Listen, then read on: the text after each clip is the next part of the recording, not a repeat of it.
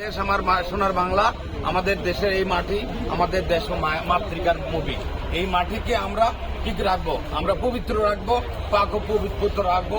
সেই বিশ্বাস, সেই সবক শুধুমাত্র আমরা পুলিশ দিলে হবে না, আমরা সবাইকে নিতে হবে।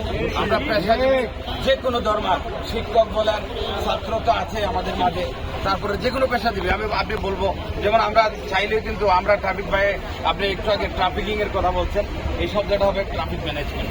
আমার যে এই ছাত্রছাত্রী ভাই বোনেরা ট্রাফিক ম্যানেজমেন্ট ট্রাফিকিং এর চোখে দাঁড়ায় হচ্ছে, এটা অপকরণের মতো। আমি বলতেছি না, ডন্ট টেক ইট আদারওয়াইজ।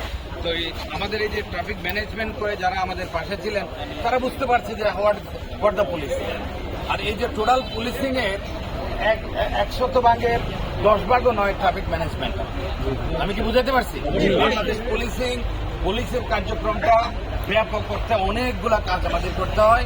আপনারা যখন রাত্রিবেলা আপনাদের বাড়িতে সুন্দরভাবে নির্বিঘ্নে ঘুমান, তখন আপনার বাড়ি থেকে শুরু করে আপনার আর্থিক প্রতিষ্ঠান, সরকারি মালামাল, ব্যক্তির জানমাল, এখানে যতগুলো পরিবহন চলছে ইত্যাদি সকল বিষয়ে একজন রিক্সাওয়ালা থেকে শুরু করে মহামান্য রাষ্ট্রপতি পর্যন্ত প্রত্যেকটা পেশাজীবী মানুষের কর্মজীবনের, প্রত্যেকটা মানুষের জীবনের, দৈনন্দিন বলেন, অফিসিয়াল বলেন, প্রত্যেকটা জীবনের নিরাপত্তা দেওয়ার দায়িত্ব এই বাংলাদেশ পুলিশ।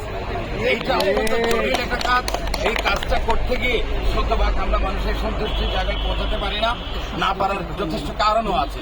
আমাদের মিসম্যানেজমেন্ট আছে, আমাদের অনেকগুলো লজিস্টিক সাপোর্ট আছে, আমাদের জনবল সংকীর্ণতা আছে ইত্যাদির পরেও আজকে যে ছাত্ররা, যে আগামী দিনের পুলিশ, আগামী দিনের ডক্টর, আগামী দিনের যারা এই যে বিভিন্ন পেশায় যারা তাদেরকে নিজেকে পৌঁছাবে, তারা যে আজকে পুলিশের এই যে কষ্টটাকে বুঝতে পারছে, সেটাকে আমি তাদেরকে এই বোঝার জন্য তাদেরকে আজকে আমাদের কাছে আপনারা ফুল নিয়ে আসছেন, আমি আপনাদেরকে কৃতজ্ঞতা ও ধন্যবাদ জানাচ্ছি।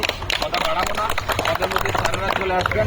ইমোশনের জায়গা আমাদের প্রত্যেকেরই একটা কথা, সাইদ আমাদের যে ইমোশন, সে আমাদের সন্তান। আমাদের একটা বাবা যখন ছেলেকে, সন্তানকে আকাশের দিকে এমনি আদর করে ছড়ে দেয়, সেই ফুটফুটে বাচ্চাটা কিন্তু হাসে।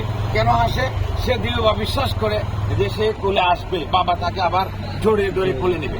কিন্তু আমাদের সাইদ যেভাবে বুক খুলে দিয়েছিল, তার একটা ইচ্ছা এমন ছিল যে আমাকে কখনো, তার মনের বিরুদ্ধে কনফিডেন্স ছিল যে বাংলাদেশ পুলিশের সদস্য আমার মা ভাই, এরা কখনো আমাকে গুলি করবে না। এটা হচ্ছে আমাদের ইমোশনের জায়গা। এখানে অপেশাদারিত্ব হয়েছে, এটাতে কোনো আন্ডাউট নেই। এখানে আমি 100% শতভাগ সমর্থন করি। এই ধরনের বিচার বহির্ভূত হত্যাকাণ্ড যা হয়েছে, প্রত্যেকটা এক এক করে বিচার করা হোক, এবং আমাদেরকে যারা উস্কানি দিয়েছে, অপেশাদার এই পুলিশটাকে ব্যবহার করেছে নিজের স্বার্থে, রাজনৈতিক স্বার্থে, বিভিন্ন এজেন্টদের হয়ে কাজ করেছে, কথা বলেছে, তাদেরকে সবাইকে বিচারের মুখোমুখি করা হোক। এই ছাত্রদের সামনে আমি ওসমানীনগর থানার পুলিশ হয়ে আপনাদেরকে কথা দিতে চাই, আমরা দল ও মত নির্বিশেষে কোন রাজনৈতিক দলকে আমরা স্যালুট করব না, আমরা একজন রিক্সাওয়ালাকে স্যালুট হতে চাই, আমরা জনগণের সেবক হতে চাই, 18 কোটি মানুষের মনের চাওয়ার পুলিশটা হতে চাই। আমাদেরকে সমর্থন করবেন, পক্ষ থেকে পূর্ণাঙ্গ সহযোগিতা পাবো। আপনি ব্যক্তিগতভাবে যে কোনো দলের, যে কোনো রাজনৈতিক দলের সাথে সংগঠিত থাকতে পারেন, কিন্তু আপনার চাওয়াটা যদি যৌক্তিক হয়, সেটা আপনি আমার কাছে এসে অবশ্যই চা পাবেন। আপনি আমার কাছে এক কাপ চা খেয়ে যাবেন, আপনার সাথে আমার হ্যান্ডশেক হবে, কৌশলাদি বিনিময় হবে। তার কথা বাড়াবো না, ছাত্রদের প্রতিনিধি যদি একটু বলতে চাই, আমি একজন ছাত্র থেকে শুনবো। আর আমার সদস্যদের করবো, তাদেরকে আমরা করতে পারছি না, সবাইকে একটু উৎসব বিতরণ করতে